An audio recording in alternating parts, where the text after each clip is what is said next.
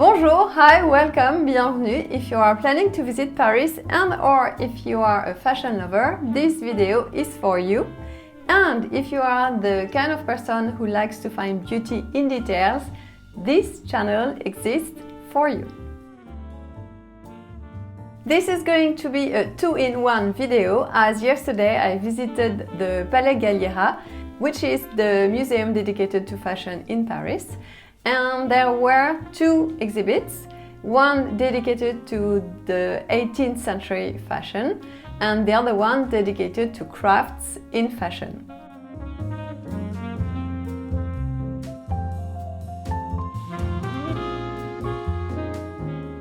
These two shows had been on my radar for a while, but first I would like to give you a little bit of context of the Palais Galliera, as even though I mentioned it in previous videos, I'm not sure I explained how and why this building is today a museum. This building was completed in 1894 for the Duchess of Galliera, who had commissioned this building to house her private art collection. We would call the style of this building Beaux-Arts style, as it's a French blend of classical antiquity and Renaissance grandeur. What makes this building interesting is that beneath the stones there is a Gustave Eiffel iron structure from the same Gustave Eiffel's company who built the Eiffel Tower. To sum up, le Palais Galliera Museums holds 200,000 pieces of clothes, garments, accessories, jewelries, shoes, whatever in fashion. It's completely dedicated to the history of fashion and crafts. So, the first show I saw yesterday was all about the 18th century fashion. The name of the exhibition was La mode du XVIIIe siècle, un héritage fantasmé, which translates roughly as the 18th century fashion, a fantasized heritage. And this exhibition not only showed what people were wearing in the 1700s, but how this era had shaped what came after. As a matter of fact, as far as fashion is concerned, the 18th century was marked by a very creative effervescence. This creativity marked the silhouettes, but also the richness of fabrics or even the hairstyles. From the Second Empire onward, women's fashion drew heavily on this tradition. The silhouette of a woman's body shifted radically over about 50 years, from structured triangular, heavily ornamented forms to something more natural and elongated by the 1780s. And fabrics went from heavy opulent brocades to lighter, plainer silks. The figure of the marchande de mode, the female fashion merchant, emerged as a professional force, adding ornament and accessories to dresses in ways that gave her enormous creative power. And here you can see two different types of robe à la française evolving from the 1700s to the 1760s-70s. This next room was dedicated to Le Corset de Marie-Antoinette. It was attributed to Marie-Antoinette. Here, the exhibition shows memory at work, as Princess Eugénie, who came afterwards, was obsessed by Marie-Antoinette fashion. Even French fashion houses in the 1950s were reinventing this style when rebuilding fashion after World War II. So these two rooms show you silhouettes coming from the 18th century alongside contemporary creations. And you would see exactly what a designer decides to keep, to discard, and how he reinvents historical pieces. This show is very successful, so it's very crowded, but the next one is at least as much important and interesting and less crowded. So the second exhibition is called Tissé, brodé, sublimé, which means weave, embroider, sublime. It takes a different approach.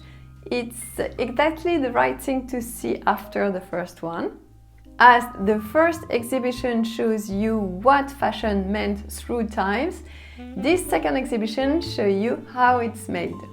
It's all about the hands behind the clothes, and it's all about the craftspeople behind the designers' names. The whole exhibition is organized around one theme, the flowers. From an 18th century brocaded waistcoat to a laser printed outfit, every piece in this show is a flower interpreted across 3 centuries of technique.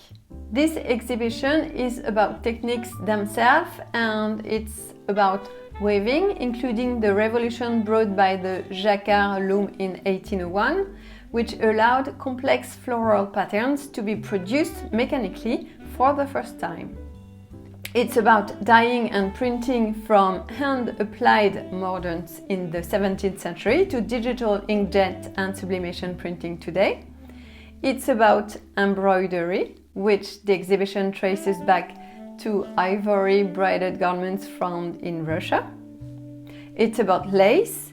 It's about artificial flowers. I found fascinating these samples that you could see through magnifying glasses. Of course, you would see tons of Lesage embroideries. It's not only about Lesage, it's about all these houses whose name we didn't know because they are behind the designer's name. But of course, if French couture is French couture, it's thanks to these houses. Some of them have stayed for 5 generations in the same family, and without them, no dresses. For instance, that's house Lemarié, founded in 1880, that makes the iconic Chanel camellia, still today by hand every season.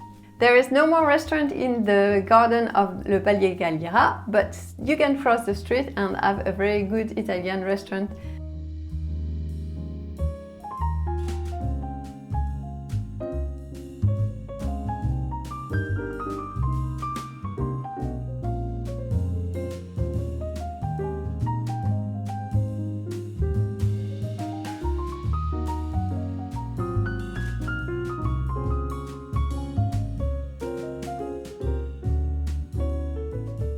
After visiting the Palais Galliera, I had to go to le Chalet des Îles to take some pictures for my article on Pariscrea.com, and doing so I was riding my bike and found this little street where I had to stop to see beautiful architectural details on the buildings. I would say one of those streets that makes Paris unique, as one to another building would one refer to the Northern Europe, another one to Southern Europe, and details were stunning. Then I arrived at le Chalet des Îles, welcomed by a baby duck, and it was a wedding day as 2 somebodies were getting married on this beautiful day at le Chalet des Îles.